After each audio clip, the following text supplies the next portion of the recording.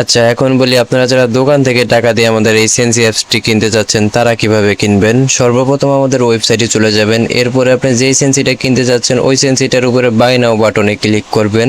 এরপরে আপনি দোকান থেকে কিসের মাধ্যমে টাকা পাঠাতে চাচ্ছেন, বিকাশ, নগদ, রকেট।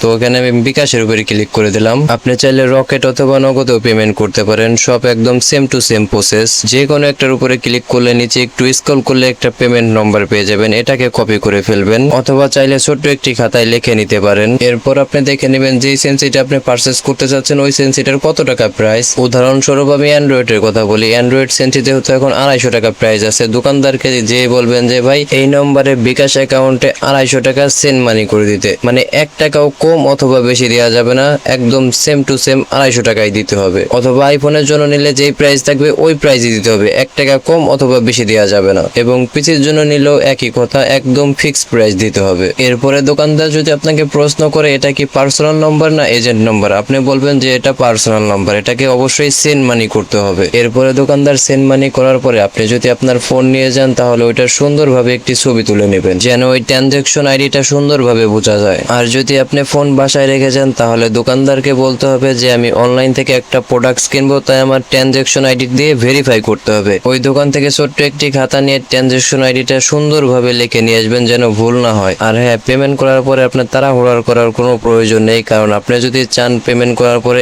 1 মাস পরে ওই ট্রানজ্যাকশন আইডি ভেরিফাই করবেন, তারপরেও কোনো কোনো প্রবলেম হবে না, ট্রানজ্যাকশন আইডি ভেরিফাই সাকসেস হয়ে যাবে। তো রিল্যাক্সে বাসায় এসে ওই ট্রানজ্যাকশন আইডিটা দেখে দেখে সুন্দরভাবে এখানে লিখে কনফার্মে ক্লিক করে দেবেন। এরপরে বাকি কাজ কিভাবে করবেন এটা তো ভিডিওর প্রথমে দেখানোই হয়েছে, যদি না দেখে থাকেন অবশ্যই ভিডিওর প্রথমে দেখে নেবেন। এরপরেও যদি আপনারা কোনো বিষয় না বুঝতে পারেন বা কোনো বিষয় নিয়ে প্রবলেম হয় তাহলে অবশ্যই সাপোর্ট SMS করবেন, আমি তো আছি আপনাদেরকে হেল্প করার জন্য।